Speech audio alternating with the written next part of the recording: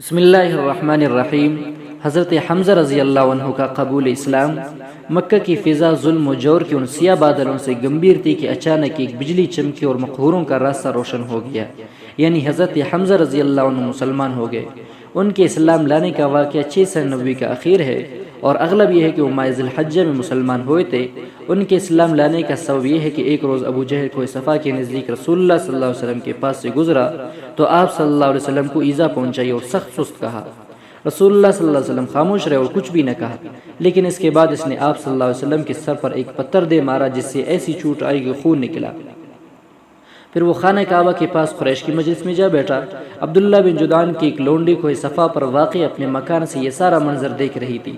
حضرت حمزہ رضی اللہ عنہ کمان حائل کیے شکار سے واپس تشریف لائے تو اس نے ان سے ابو جہل کی ساری حرکت کہہ سنائی۔ حضرت حمزہ رضی اللہ عنہ غصے سے بھڑک اٹھے۔ یہ قریش کے سب سے طاقتور اور مضبوط جوان تھے۔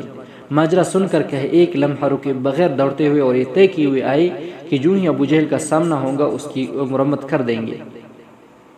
چنانچہ مسجد حرام میں داخل ہو کر سیدھے اس کے سر پر جا کھڑے ہوئے اور بولے، او سرین پر خوشبو لگانے والے بزدل، تو میرے بھتیجے کو گالی دیتا ہے، حالانکہ میں بھی اسی کے دین پر ہوں۔ اس کے بعد کمان سے اتنی زور سے اس کے سر پر ماری کہ بدترین قسم کا زخم آ گیا۔ اس پر ابو جہل کے قبیلے بنو مخزوم اور حضرت حمزہ رضی اللہ عنہ کے قبیلہ بنو ہاشم کے لوگ ایک دوسرے کے خلاف بھڑک اٹھے، لیکن ابو جہل نے یہ کہہ کر انہیں خاموش کر دیا کہ ابو عمارہ کو جانے دو، میں نے واقعی اس کے بھتیجے کو بہت بری گالی دی تھی۔